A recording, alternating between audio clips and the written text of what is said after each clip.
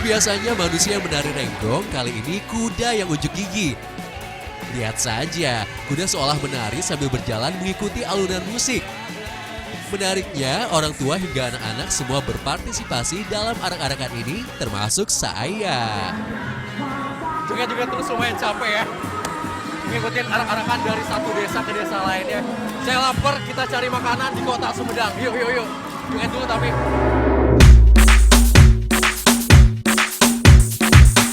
Nah, kalau misalnya mampir ke Sumedang belum afdol ya, kalau misalnya kita belum nyobain yang satu ini nih. Ibu, ini boleh saya nyobain satu ya? Enak kalau pakai rawit kayaknya. Mantap.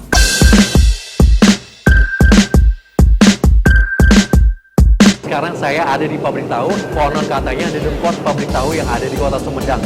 Nah ini dari tadi saya nyium bau tahu kayak susu kedelai gitu, enak banget karena ini masih panas dan mau di-press. Waduh, kayaknya enak banget deh.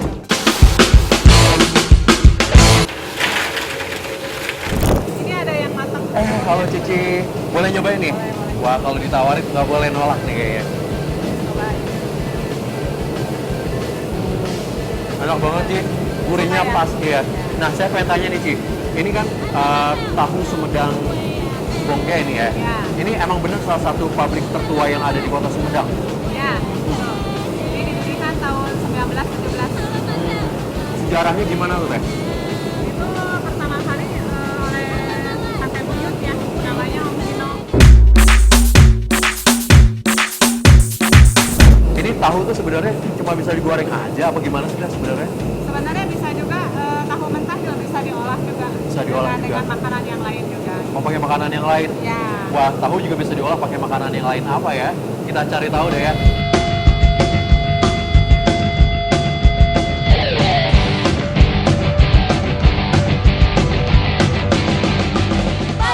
Selain tahu, kota Sumedang juga mempunyai kuliner yang khas, yakni soto bongko.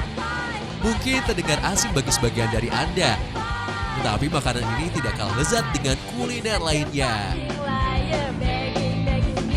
Nah, sekarang saya udah ada di kampung di desa Cipamengpek ya Bu ya. Sekarang kita mau masak nasi soto bongko. Nah, saya udah ada sama Ibu Nung. Pengen nanya nih sebenarnya, yang namanya soto bongko itu apa sih? Ya kalau bongko yang pendek-pendek disebut bongko, kayak yang diikat. Kalau lontong yang panjang-panjang. Untuk membuat soto bongko, siapkan bahan seperti tahu goreng, ayam potong, kentang, tomat, labu, dan air santan. Sementara bumbunya sediakan bawang putih, bawang merah, kencur, kemiri, lengkuas, kunyit, cabai merah, daun serai, dan garam. Pertama, beras dicuci dulu hingga bersih agar bongko bisa bertahan lama. Bongko yang bagus bisa bertahan selama 1 hari. Setelah dicuci, tiriskan beras, kemudian tambahkan garam dan kapur sirih. Dan kita juga bahan-bahannya ada tahu Sumedang juga, ada ayam ya, sama bahan-bahan lainnya. Nah, pertama ini kita bikin apa dulu nih Bu? Bikin bongko dulu.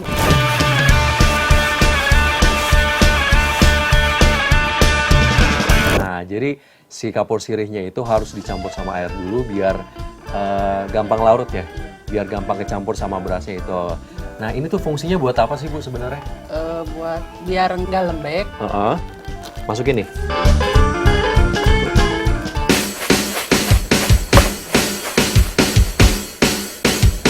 Kalau ini udah cukup rata belum Bu? Udah ya, udah kuning semua ya. Ya. Nah, abis ini berarti diapain? Dibungkus. Oh, dibungkus. Kayak gimana Bu dibungkusnya?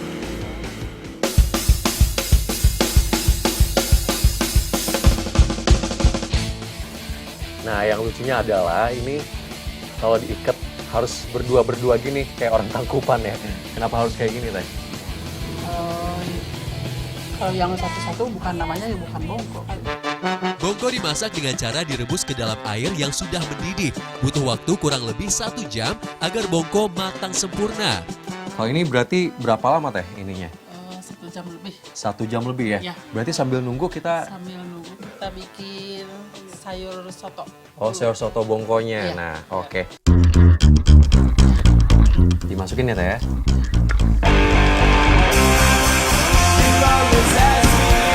Seluruh bumbu dihaluskan, kemudian digoreng.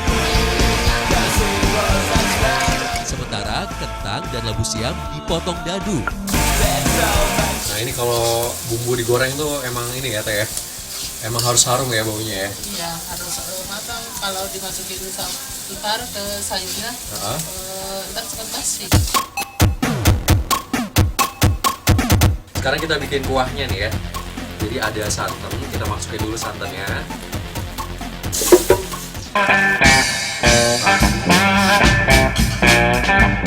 Ayam, tahu, beserta bumbu juga ikut dimasak selama 30 menit. Ya udah mulai menguap banget dari tadi nih. Kayaknya ini udah matang ya si bongkonya ini ya. Oh ini juga si sayurnya juga udah mulai matang ya. Oke deh, berarti kalau udah matang semua, tinggal makannya aja kali Teh ya.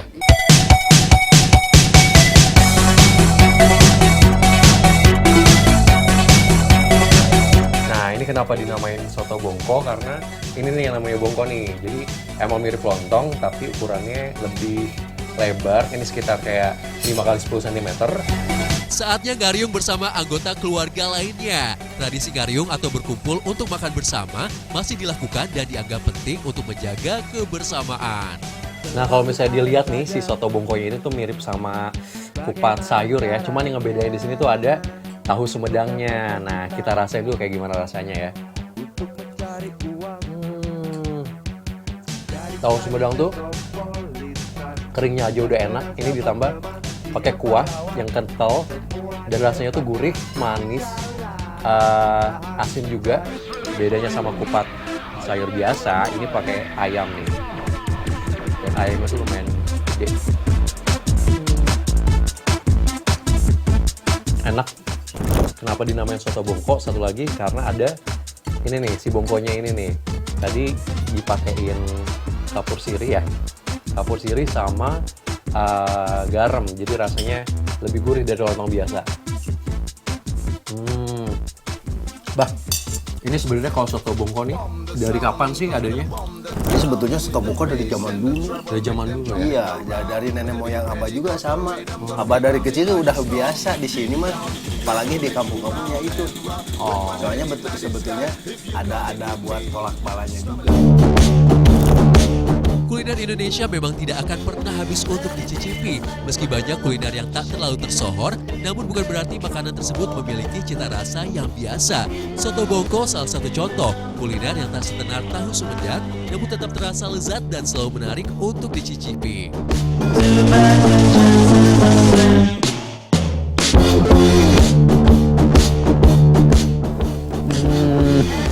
Gurih. Ada wangi-wanginya sedikit. Bingung mau ngomong apa saking enaknya.